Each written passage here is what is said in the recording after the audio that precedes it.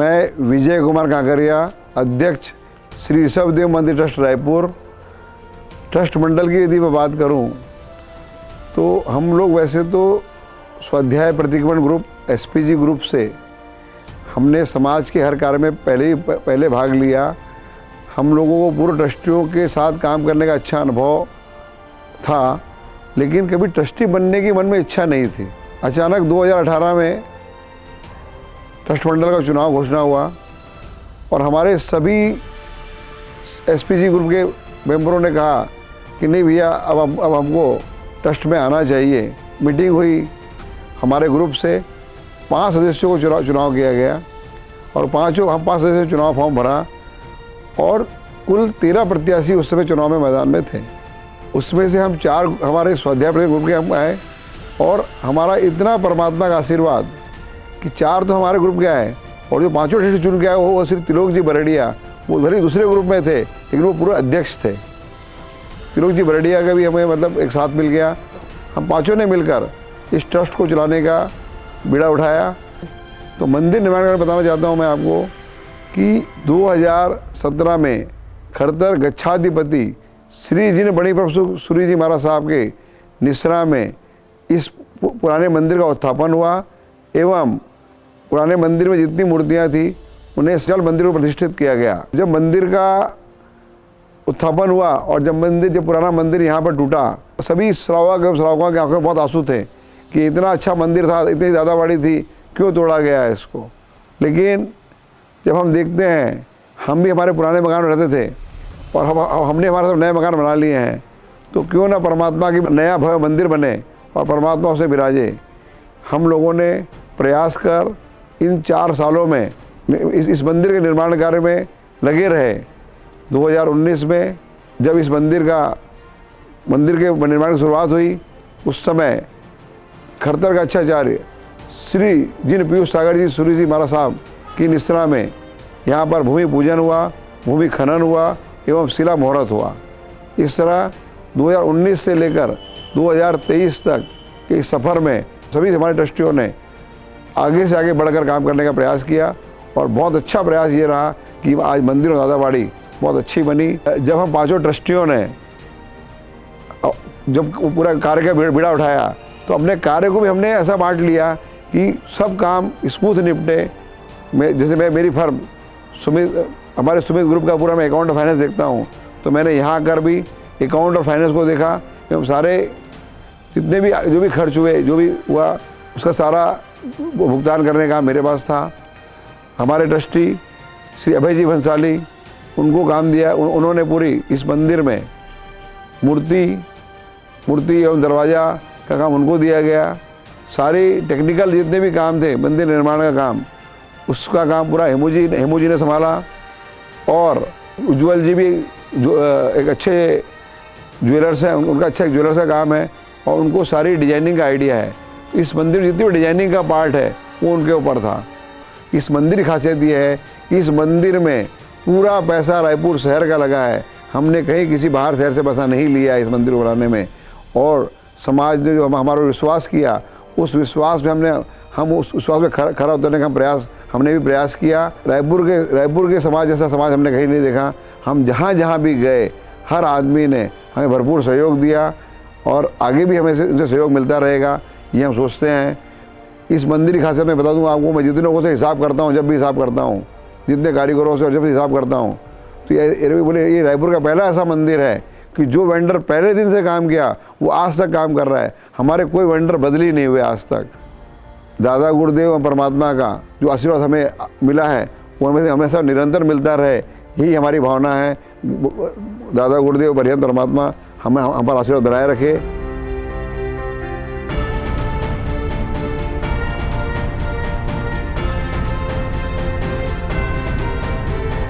सादर जय जिनेन्द्र। मैं अभय कुमार भंसाली, कार्यकारी अध्यक्ष श्री ऋषभदेव मंदिर ट्रस्ट रायपुर छत्तीसगढ़। 4 साल की यात्रा जो चल रही थी अब वह समाप्ति की ओर है, क्योंकि इस मंदिर और इस दादाबाड़ी की प्राण प्रतिष्ठा 24 फरवरी से 3 मार्च के बीच में अष्टानिका महोत्सव के बीच में होने वाली है। इन 4 साल में बहुत कुछ बदला। कोविड आया, कोविड गया, काफ़ी अटकलें आई, रास्ते में खूब सारे ठहराव आए, कई सारी समस्याएं आई। उस सब से जूझते हुए हमारे ट्रस्ट मंडल ने बहुत मेहनत से, बहुत विचार कर इस नवीन मंदिर एवं दादाबड़े का निर्माण कराया। मैं आपको बताऊं कि पूरे हिंदुस्तान में ऐसा मंदिर, ऐसी दादाबड़ी देखने को आपको बहुत कम मिलेगी है, लेकिन ये भी उन्हीं में से एक है। मुझे काम दिया गया मूर्ति बनवाने का, उसके पीछे के आभा मंडल परिकर बनवाने का, दरवाजे बनवाने का, भंडार बनवाने का, इसको सजाने का मुझे दिया गया। क्योंकि मुझे पता है कि इस मंदिर के अंदर जान प्रतिमा जी के कारण ही आएगी। अगर ये मंदिर को हम 100 नंबर देते हैं तो 1000 नंबर हम उस मूर्ति को देते हैं जो हमारे मूर्तिकार ने बनाई है। जब हमने जर्नी स्टार्ट की, हमने सबसे पहले श्री कुमार पाल वी शाह के पास में गए, जिनके लिए मैं कुछ कह नहीं पाऊँगा, वैसे व्यक्तित्व धनी है श्री कुमार पाल वी शाह। और इस पूरे मंदिर को निर्माण में अहम भूमिका रही हमारे गच्छ के गच्छाधिपति श्री जिन मणिप्रताप सागर सूरी जी महाराज साहब, जिन्होंने हमें प्रेरणा दी इसे बनवाने के लिए। जब हम इस मंदिर का निर्माण करवा रहे थे, उस समय हमारे जो सोमपुरा हैं मनोहर भाई, उन्होंने हमें बहुत कुछ बताया। सुपरराम जी हैं जिन्होंने इस मंदिर का कंस्ट्रक्शन कराने में की जिम्मेदारी ली। हम सब साथ में गए एक बार, तो हमने काफ़ी मूर्ति वालों से मुलाकात की जो मूर्ति बनाते हैं, निर्माण करते हैं मूर्ति का। पर मुझे ऐसे आदमी की तलाश थी जो बहुत बारीकी से, बहुत मन से उस मूर्ति को बनाए। मूर्ति ऐसी होनी चाहिए कि जो बोल पड़े, जब उसके सामने जाएं तो उसने हमारी नज़रों से हटे ना। हमें ऐसी मूर्ति का निर्माण करने का मन में ठाना था। और फिर हमारी तलाश खत्म हुई। हमें कैलाश जी नाम के व्यक्ति से हमारी मुलाकात हुई जयपुर में। हमने उनसे अपनी मूर्ति के बारे में, अपनी इच्छा के बारे में बताया कि हमें ऐसी मूर्ति बनवानी है। तो उन्होंने बताया मूर्ति मैं बना दूंगा, पर मैंने एक शर्त रखी उनके सामने में कि आप मूर्ति तो बना दोगे, लेकिन जो मेरे मन में है, जो मेरे भगवान बनेंगे, जो हमारे जो मंदिर में विराजमान होंगे, उसके लिए मुझे साधारण मूर्ति नहीं, असाधारण मूर्ति की आवश्यकता है। उसके लिए आपको पहले पत्थर चुनना होगा, और पत्थर भी ऐसा जिसमें एक भी दाग ना हो। फिर जो मेरी अगली शर्त थी उनके पास में, कहते हैं कि जब पालितना की मूर्ति जब बनी थी, शाश्वती पालितना जो हमारे खून में दौड़ता है, हमारे रग रग में दौड़ता है, कहते हैं कि जब उसकी प्राण प्रतिष्ठा हुई थी, उस समय वहाँ की प्रतिमा जी ने, परमात्मा की जो आदिनाथ भगवान की प्रतिमा है, उसने 7 बार श्वास ली थी। तो मेरी ये शर्त थी मूर्तिकार से कि जब मूर्ति बनाएं और जब मूर्ति विराजमान हो तो कम से कम 3 बार तो धड़के, 3 बार तो श्वास ले। तो मूर्तिकार ने ये कहा कि मैं मूर्ति तो जैसी आप चाहती वैसे बना दूंगा, लेकिन ये दूसरी जो शर्त है आपकी धड़काने वाली, उसके लिए आपको प्रयास करना पड़ेगा, उसको ऐसे भाव लाने पड़ेंगे कि जब उसकी प्राण प्रतिष्ठा हो तो मूर्ति धड़के। मैंने अपने आचार्य भवन से बात की, बोले आप मूर्ति का तो निर्माण कराओ, बाकी आप अपने भाव का अच्छा रखिएगा तो मूर्ति अपने आप धड़केगी। हमने फिर मूर्ति का काम शुरू करवाया। कई बार हम जयपुर गए, उनकी फैक्ट्री में विज़िट करी, और बहुत सुंदर, बहुत खूबसूरत मूर्ति उन्होंने बनाई। उससे हमको लगा कि सोने में सुहागा, कि उसका परिकर भी इतना सुंदर बना कि उसका बयान करना मुश्किल है, शब्दों में बयान करना मुमकिन नहीं लगता है मुझे। फिर हमने मुनीश्वर स्वामी भगवान की ब्लैक कलर की मूर्ति बनाने का उन्हें ऑर्डर दिया, जिसका पत्थर मैं बेल्जियम से मंगवाया, और मूर्ति बोलती है। अब जब बात करेंगे तो वो खुद बोलेगी आपसे। ऐसी भक्ति कर प्रभु की जो प्रभुवर को रिझावे, तू क्या मिलने जाए प्रभु से, प्रभु खुद तुझसे मिलना है। हमें ऐसे परमात्मा के दर्शन करने के लिए ऐसी भक्ति करना है। हम भक्ति ऐसी जब कर लेंगे तो सही में वो प्रतिमा 3 बार धड़केगी, और आपका आना सफल होगा, हमारा आना सफल होगा, और हम सब इस भव में लिए तर जाएंगे। फिर मुझे कहा गया कि आपको दरवाज़ा भी वैसा ही बनवाना जैसे आपने मूर्ति बनवाई है। हमने फिर तलाश की कि सबसे बढ़िया जो दरवाजे बनाते हैं हिंदुस्तान के अंदर में, तो उदयपुर के पास में एक जगह है कोलीवाड़ा, वहाँ पर महावीर आर्ट के नाम से एक दुकान थी। वहाँ काफ़ी दुकानें हैं, 1 ही 2 परिवार की सब दुकानें हैं। वहाँ राकेश जी नाम के व्यक्ति से हमारी मुलाकात हुई।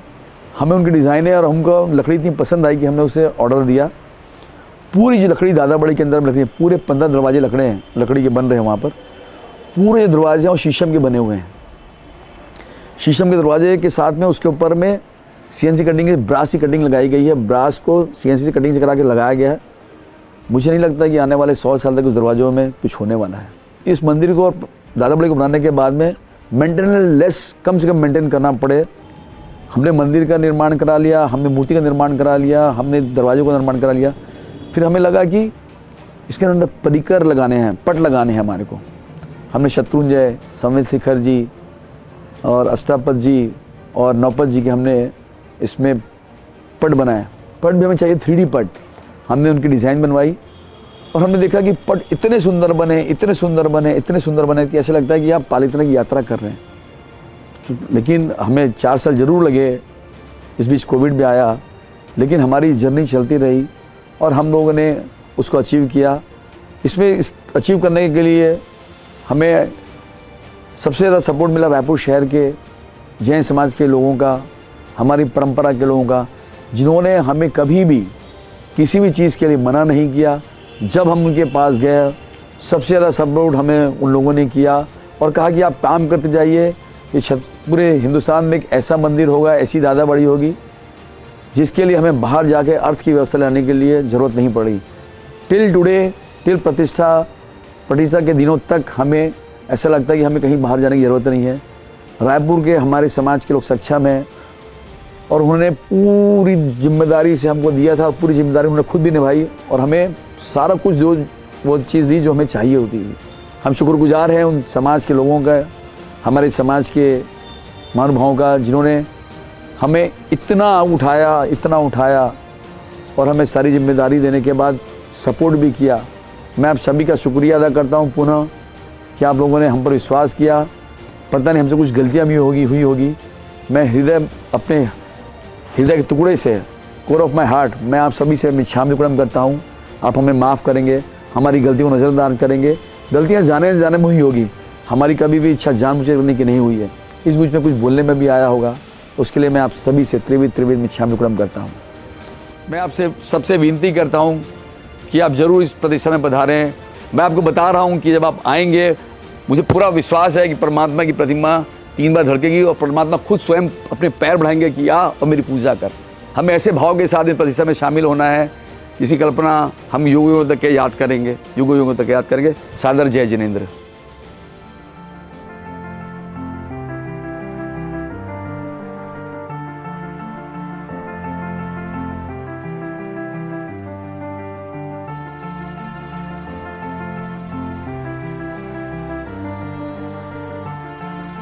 प्रभु परमात्मा के चरणों में सत वंदन।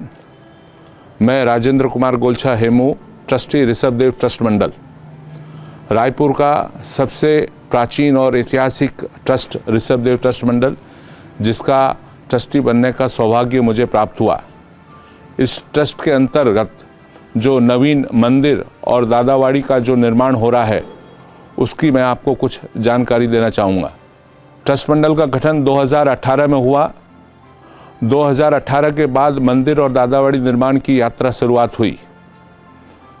संघ के सामने ट्रस्ट ने मंदिर का निर्माण और दादावाड़ी का निर्माण करने का कमिटमेंट 1008 दिन के अंदर का किया था। उसी के अनुरूप ट्रस्ट मंडल ने उसकी कार्यवाही चालू की और उसी के अंतर्गत हम लोग 5 ट्रस्टी रायपुर के और छत्तीसगढ़ और भारतवर्ष के सभी मंदिरों का भ्रमण और दर्शन किया। उनके विभिन्न ट्रस्टियों से भी मुलाकात की और उनसे पूर्ण जानकारी प्राप्त की मंदिर के बारे में। यह यात्रा खत्म होने के बाद फिर हम रायपुर आए और फिर ट्रस्ट मंडल की एक मीटिंग हुई। उसमें हमने ये निष्कर्ष निकाला कि हमें क्या क्या करना है। हमने ये सोचा कि नहीं, हम ये मंदिर और दादावाड़ी बनाएंगे तो सिर्फ मंदिर और दादावाड़ी बनाएंगे तो इसका महत्व नहीं रहेगा।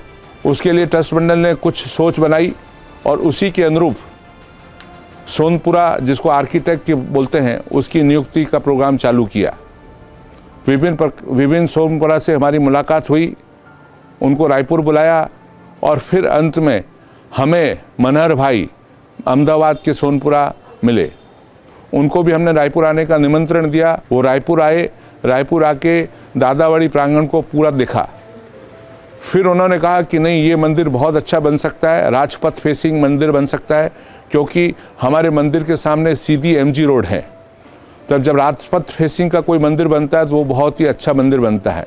नक्शा बनाने की प्रक्रिया चालू की। 1, 2, 3, 4, 5 नक्शे बनते गए और एक एक नक्शे में कुछ न कुछ मॉडिफिकेशन होता रहा। एक अंत में एक निष्कर्ष पर पहुंचे कि हमें ये नक्शा उचित लगा। उस नक्शे को हमने पास किया। वैसे ही दादावाड़ी का भी नक्शे की बात आई। दादावाड़ी में भी हमने बहुत कुछ विचार विमर्श किया। ज़्यादा से ज़्यादा लोग बैठ सके, ज़्यादा से ज़्यादा लोग भक्ति कर सके, ज़्यादा से ज़्यादा लोग दादा को अपनी नज़र से देख सके, ताकि कोई ऑब्स्ट्रक्शन बीच में पिलर का नहीं रहे। उसी अनुरूप ये नक्शा बना और एक अपने आप में बहुत ही उत्कृष्ट नक्शा है, जो कि आपको भारतवर्ष में कम देखने मिलेगा। जनरली मंदिर हम हर जगह पर देखते हैं, बट दादावाड़ी का नक्शा एक अपने आप में अनूठा है।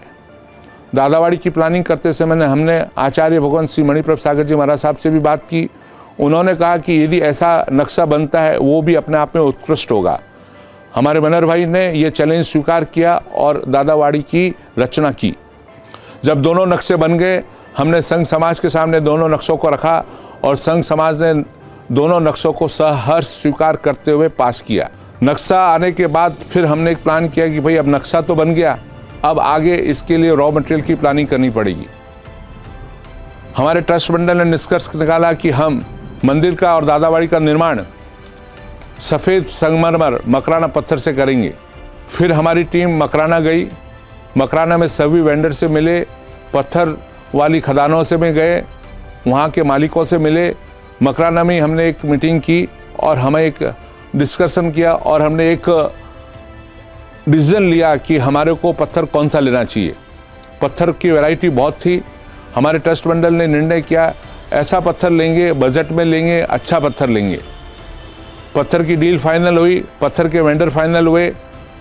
फिर हमारा रायपुर आए और फिर हमने एक प्लानिंग की कि मंदिर का निर्माण कौन सी जगह पर रहेगा। दादावाड़ी की एक निश्चित जगह थी, फिर भी कितनी जगह हमारे को कवर करना है, कितनी जगह में दादावाड़ी बनाना है, वो सब की हमने बात की। नींव की बात किया। नींव की बात करने के बाद हमें पर्टिकुलर वो स्पेस को चिन्हित किया और नींव के लिए ज़मीन की खुदाई चालू की।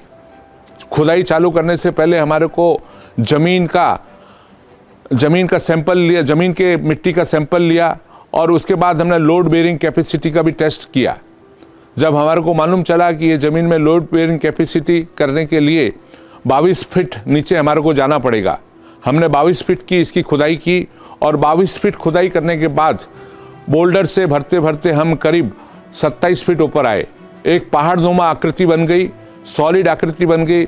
अब हमारे को ये विश्वास हो गया कि हमारी मंदिर का निर्माण बहुत अच्छे तरीके से हो सकता है, क्योंकि पत्थर में बहुत वेट रहता है। 61 फीट की हाइट तक हमारे को जाना था, इसलिए हमारे को नींव का मजबूती होना बहुत ही ज़रूरी था। फिर हमने मकराना में वेंडर लोगों से बात किया कि भाई आपका पत्थर रेडी है, तो उन्होंने हमारे को डेट दिया कि हमारी पत्थर रेडी है, इस डेट में हमारी पत्थर आपकी रायपुर पहुंच सकती है। तो प्रथम पाषाण रखने का मुहूर्त आया। प्रथम पाषाण रखने के बाद हमने अपना मंदिर का प्रोग्राम चालू किया। प्रथम पाषाण का जो पहला प्रोग्राम हुआ था रायपुर के दादावाड़ी में, वो एक अपने आप में ऐतिहासिक था। सभी लोगों ने बड़े उत्साह और हर्ष के साथ शिलान्यास का प्रोग्राम संपन्न करवाया। जब शिलान्यास का प्रोग्राम संपन्न हुआ, उसके बाद मंदिर की प्रक्रिया चालू हुई।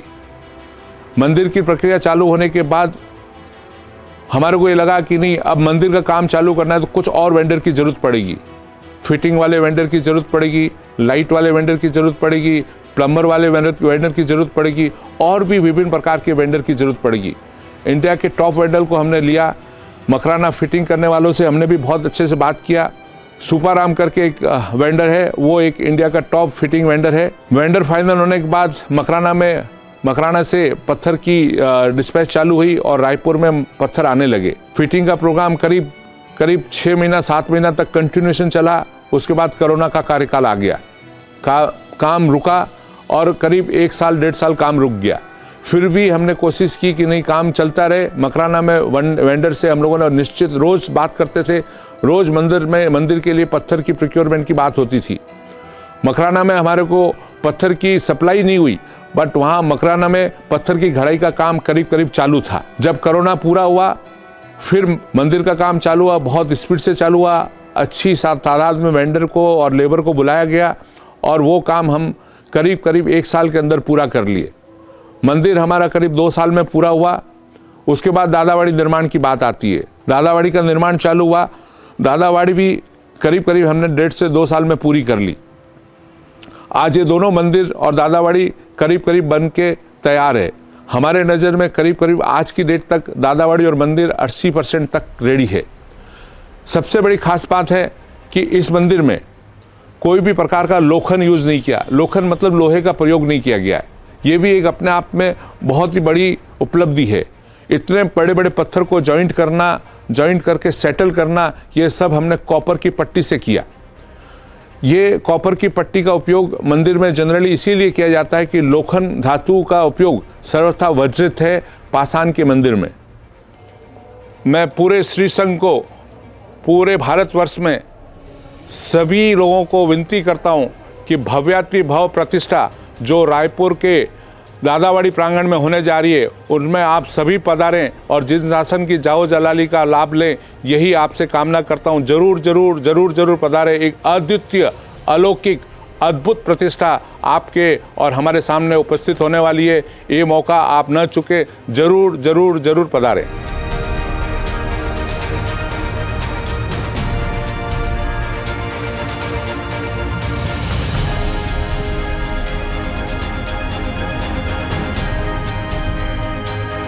सादर जय जिनेन।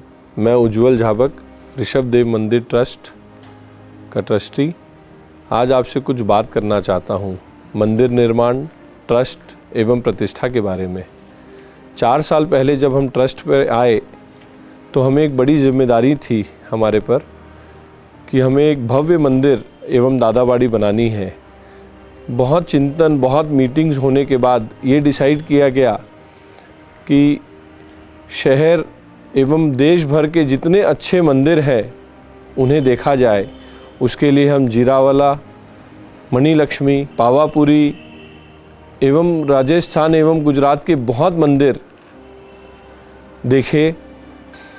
जब मंदिर भव्य बनाने की बात आई तो ये भी ख्याल आया कि जब मंदिर इतना भव्य बन रहा है तो क्यों ना भगवान की प्रतिमा भी बहुत सुंदर और बहुत खूबसूरत हो, बहुत भव्य हो। उसके लिए हमारा गहन चिंतन और गुरु भगवंतों से लगातार डिस्कशन के बाद एवं समाज से परमिशन लेने के बाद एक बहुत सुंदर प्रतिमा का ऑर्डर दिया गया, जो कि आज हमारे सामने स्वरूप ले चुकी है। उसको देखने का मन उससे नज़र हटती ही नहीं। जब मंदिर का निर्माण की बात आई कि मंदिर निर्माण में डिज़ाइनिंग कैसे हो, तो ट्रस्ट मंडल ने मुझे डिज़ाइनिंग का काम सौंपा। आई बीइंग अ ज्वेलर, मुझे बहुत क्लियर कट, साफ़ सुथरी और बहुत इंट्रिकेट डिज़ाइन का शौक़ है। तो मैंने अपने सोमपुरा के साथ रेगुलर डिस्कशन के बाद हर डिज़ाइनिंग के ऊपर बहुत ज़्यादा एफ़र्ट लगाया, जिससे कि वो बहुत खूबसूरत और बहुत क्लियर रहे, बहुत ज़्यादा हौच पौच नहीं महसूस हो उसमें, और ऐसा लगे कि हर सीनियर आदमी को या मिडिल एज ग्रुप को या यंगस्टर को ऐसा लगे कि ये मंदिर मेरे अनुरूप बना है। मंदिर की हर डिज़ाइनिंग मॉडर्नाइजेशन के हिसाब से एवं शास्त्र प्रमाण के अनुसार ही बनी है। आज ट्रस्ट मंडल का बहुत ज़्यादा जोर इस पर था कि यंगस्टर्स को कैसे जोड़ा जाए। इसके लिए ट्रस्ट मंडल ने बहुत अच्छी लाइटिंग्स, बेस्ट म्यूज़िक सिस्टम्स मंदिर में लगाया है। जब ये मंदिर कंप्लीट हो जाए और जिस दिन इसकी लाइटिंग चालू होएगी, जिस दिन इसके अंदर के म्यूज़िक सिस्टम्स चालू होंगे, मुझे विश्वास नहीं बल्कि पूर्ण विश्वास है कि हर व्यक्ति को ये मंदिर बहुत लुभाएगा। जैसे जैसे मंदिर फिनिश हो रहा था, उसमें हाथी कैसे बैठाए जाए, उसमें शेर कहाँ रखे जाएं, उसमें पट कैसे लगाए जाए, इस पर भी रेगुलर चिंतन होते होते आज मंदिर पूर्णता की तरफ है। ट्रस्ट मंडल का मन है कि भाई जितना अच्छा मंदिर बना है उतनी अच्छी प्रतिष्ठा हो। उसके लिए we have tried to take the best directors, best event planners, best musicians, best विधि कारक. जब आप पधारेंगे तो आपको ये महसूस हो कि जितना भव्य मंदिर बना है उतनी ही भव्य प्रतिष्ठा हो रही है. मैं अंत में सकल जैन समाज का बहुत शुक्रिया अदा करना चाहता हूँ कि आपने पूरे ट्रस्ट मंडल का बहुत मनोबल बढ़ाया, जिससे कि आज ये भव्य प्रतिष्ठा जो होने वाली है वो संभव होती नज़र आ रही है. आप इस प्रतिष्ठा में ज़रूर पधारें और इस भव्य मंदिर और प्रतिष्ठा का हिस्सा बने. धन्यवाद.